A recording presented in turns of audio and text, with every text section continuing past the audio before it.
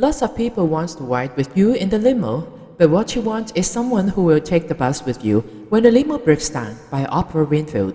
呢一個世界錦上添花嘅人多，雪中送炭嘅人少。大家可能都會聽過咩叫慰安婦。首先今晚我會同大家分享香港淪陷嘅時候，風月場所咩叫做唔砌屋。然後我會同大家分享飛機同埋醫院嘅鬼故，壓軸就會講下劉培基嘅身世之謎，同埋佢阿媽究竟係咩底細。妹姐發覺自己生咗癌病嘅時候，首先第一個就揾劉培基，究竟佢兩個一齊經歷咗啲乜嘢？最後阿妹送咗2個豪宅俾佢啦。呢一條影片有好多嘅細節，真正嘅好朋友唔會向你道別，即使你已經唔再喺人世，好嘅回憶係永遠長存。Good memories never die. True friends never say goodbye. Are you ready?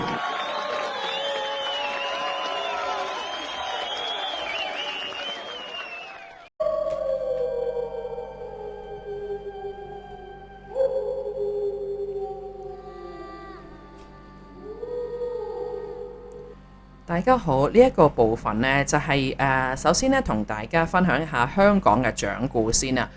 香港嘅日佔時期呢，即係又稱為呢一個香港嘅日佔期間啦，又或者係香港嘅淪陷時間嘅，係指第二次世界大戰呢嘅日本呢係軍事佔領呢個香港嘅時期嘅。咁嗰段時間當然係好苦啦，咁樣就係由呢一個1941年啦嘅12月25號啦，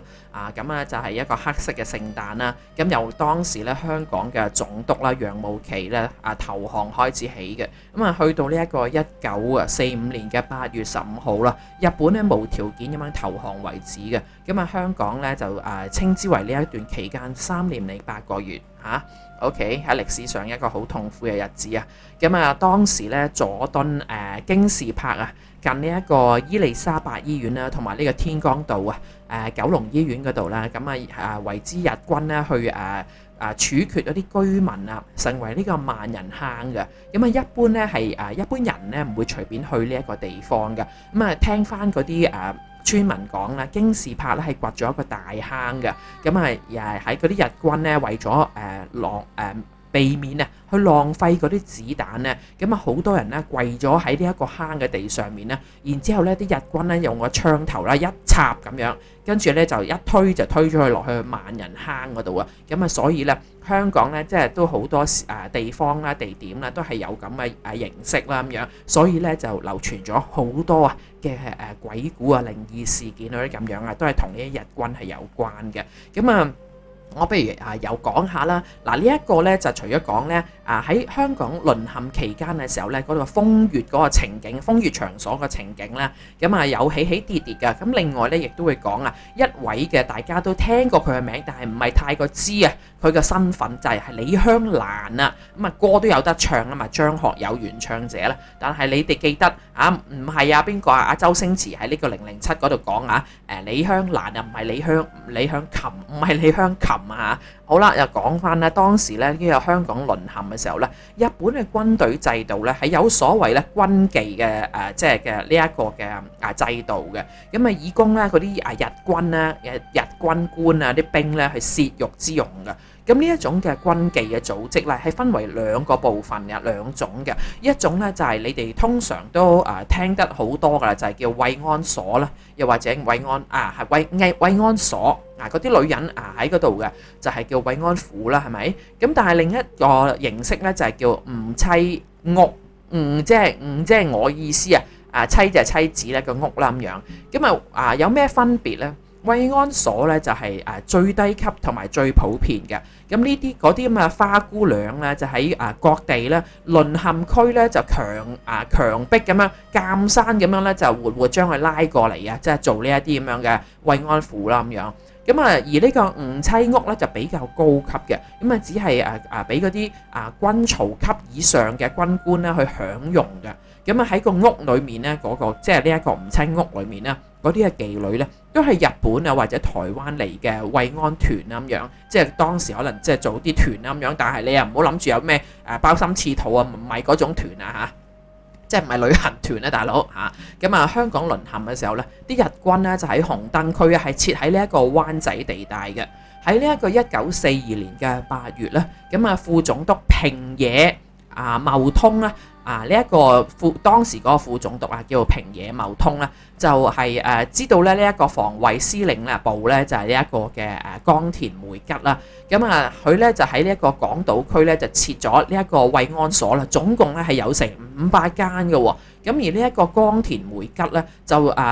作為呢一個嘅指揮咧大軍咧大隊嘅日軍啊，咁咧就將呢一個駱克道啦，即係灣仔個駱克道啦，因為當時佢哋成為呢一個紅燈區啊嘛，就將呢一個駱克道封鎖咗，咁個個咧個腰上面咧就配上呢一個刺刀嘅，咁一時咧就成日喝打嗰啲途人啦，一時咧又開槍咁樣啦，咁故意咧係製造好多嘅恐怖氣氛嘅，咁跟住咧就逐家去拍門咁樣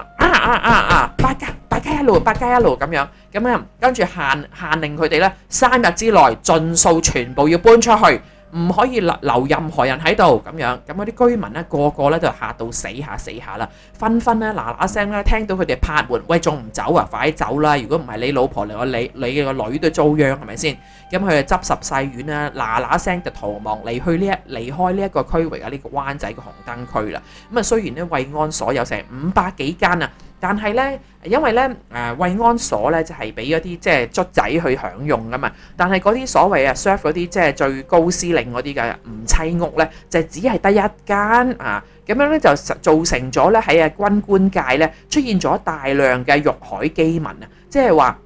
哇！你都想即係私有化邊條女嗰啲咁樣但係得一間啫喎，一間裏面可能真係好少數嘅啫喎，多數都係慰安婦啊。原來咧佢哋咧都係有分㗎，即係都係要揾啲花紙包下，即係冇咁爽啦，大佬。但係叫做唔使 serve 咁多人㗎咯，係咪先啦？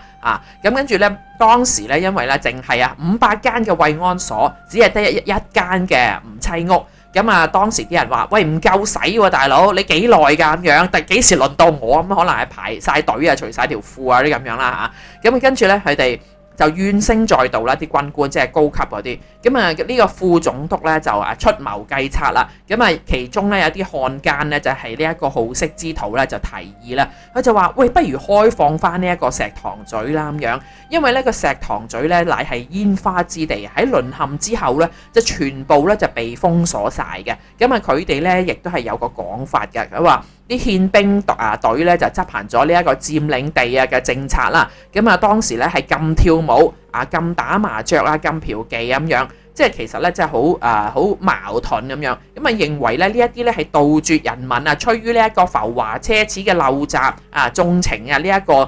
即係嗰個即係性慾俱樂部呢啲咁嘅地方咧就唔容許嘅作為咁樣嘅即係講法啦。當時咧呢一啲咁嘅新聞咧，亦都係有喺以前咧嗰個嘅南華日報嗰度咧係記載喺呢一個1942年嘅7月22號喺呢一個南華日報嗰度記載咗嘅。於是咧塘西風月當時咧俾佢哋咁樣禁咗咧，就非常之凋零啦，酒家又閂門啦，係咪？我曾經係講過當時嗰啲呢一個塘西風月佢哋即係如果個市好嘅時候咧，日本仔未打到嚟嘅時候咧，佢哋側邊咧即係除咗呢啲咁嘅塘西風月啲咁樣咧記仔嗰啲咁樣咧，仲有附近好多酒家啦，又南北行啲人傾完生意喺度吹下水飲下茶，又講下生意又講下啲女嗰啲咁樣啦。所以咧啲妓女咧就當時咧就因為佢就冇公開啦一早就已經有走得走成已經變咗好孤寂嘅一個地區咁樣。但係咧，既然呢一個佢哋唔夠使嘛，唔棲屋，經過啲擦鞋仔嗰啲漢奸就提議話，不如開翻個塘西啦咁樣。終於咧呢一個嘅總督咧叫做基谷廉介咧就考慮過呢個欲海嘅形勢決定咧嗰個妓仔咧就繼續嫖啦咁樣，就將呢一個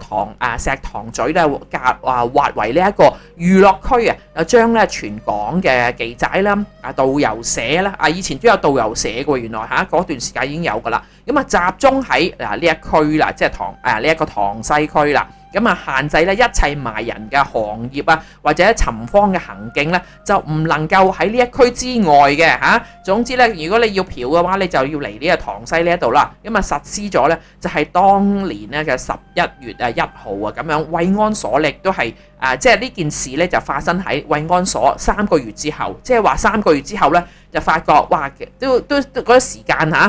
都長少少啊，即係原來佢哋500間嘅慰安所唔夠用，但係隔咗3個月先諗出呢一條橋出嚟咁啊害少啲人啦。好啦，咁啊嗰個時候嘅呢一個塘西非常之著名嘅啲記者，一間叫金陵，另外一間叫廣州，一間叫桃園唔知我網友之中有冇人幫襯過呢？夠唔夠膽認呢？咁樣你又唔使話你自己嘅，你話你個朋友或者係你阿爺咩咁樣都得㗎嚇。咁啊當時呢啲3大嘅酒家呢，就相繼都即係復業啦，有生意做啦，好啦，而家日本仔俾我哋開翻咁樣，咁附近呢，全部包圍呢都係啲妓院咁樣係啦，有金陵廣州同埋呢一個桃園呢係當時嘅大酒樓啦咁樣都有啲即係女仔呢喺嗰度即係侍奉啲茶咁樣嘢啦咁跟住呢，就根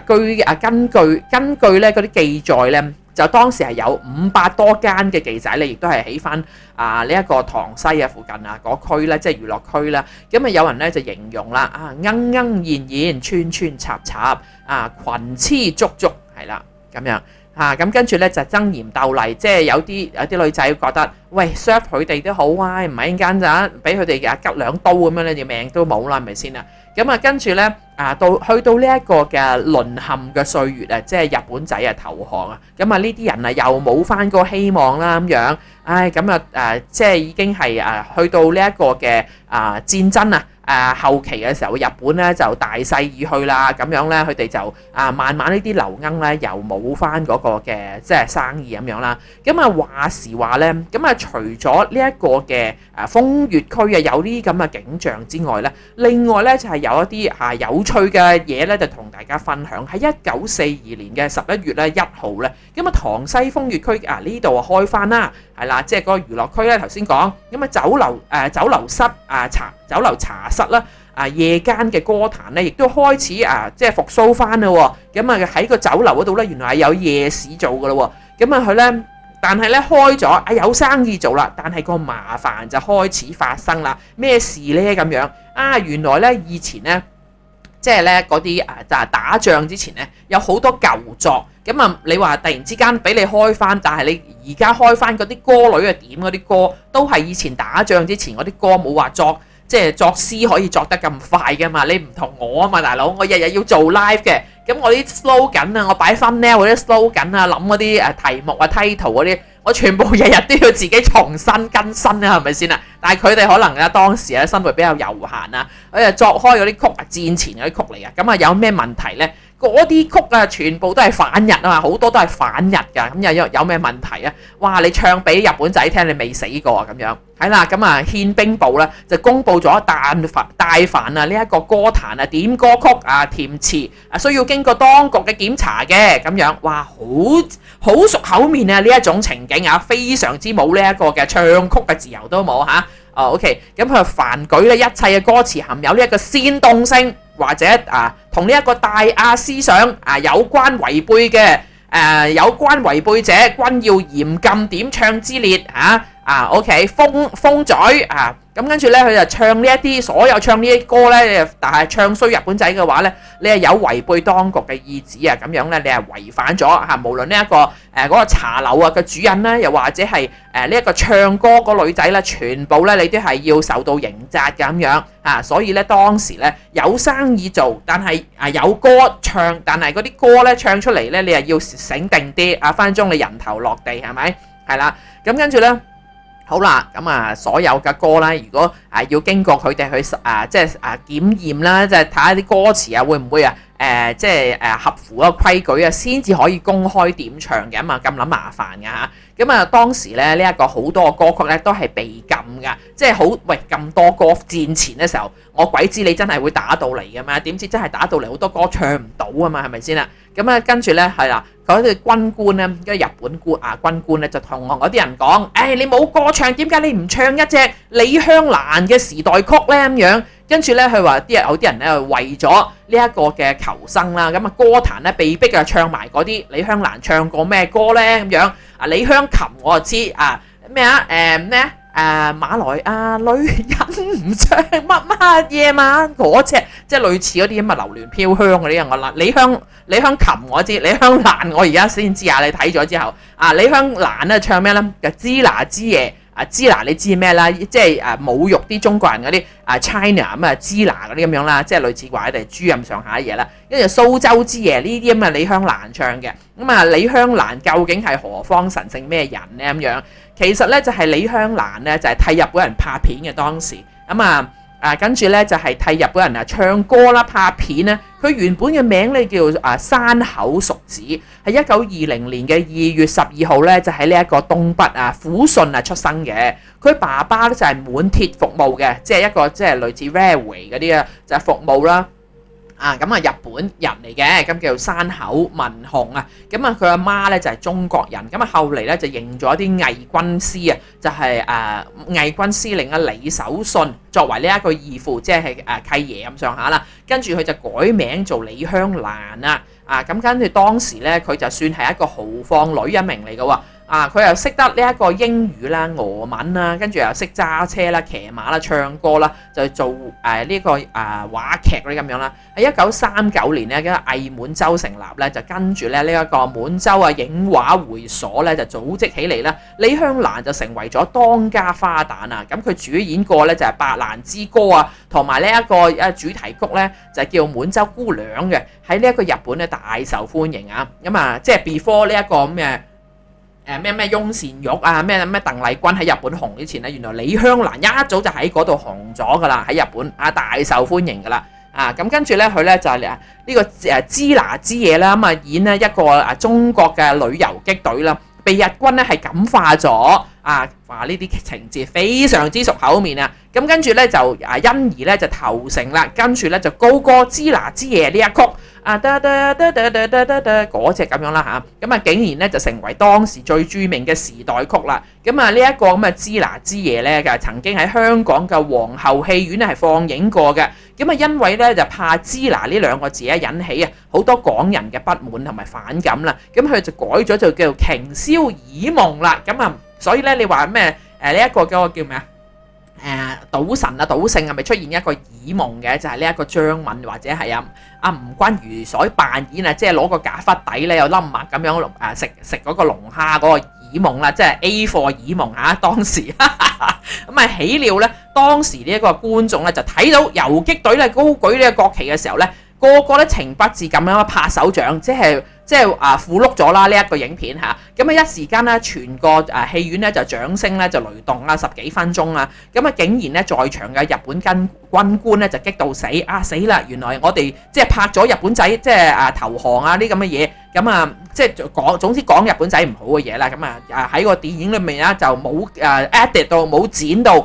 播出嚟嘅。令到咧當時咧啲睇戲嗰啲即係香港人啦入去咧就非常之開心，但係呢啲日本人咧就覺得死啦衰咗添咁樣，非常之語咁樣。佢立刻咧撕掉咗呢一個嘅親善大使嘅假面具。其實佢哋都諗住有一方面咧都希望俾你哋entertainment 下啦，entertain 下你哋啦咁樣。但係咧一時之間咧就覺得惱羞成怒，覺得非常之尷尬啦。仲係咧揾啲大量嘅即係大批嘅荷槍實彈去招呼呢啲頭先拍手掌嗰啲人。即刻咧有人衝入個戲院拉咗500個人啊，然後咧就係呢個酷刑伺候啊。當中咧有幾百人咧唔係有100多人當場喺半夜拉出去斬咗頭啊。所以咧呢一啲咧雖然我今日講咧呢一個唔係鬼故，但係咧都係曾經喺香港3年零8個月嘅時候嘅歷史，係仲要係恐怖嗰隻係啦。呢一個就係第一個部分，我同大家分享啦。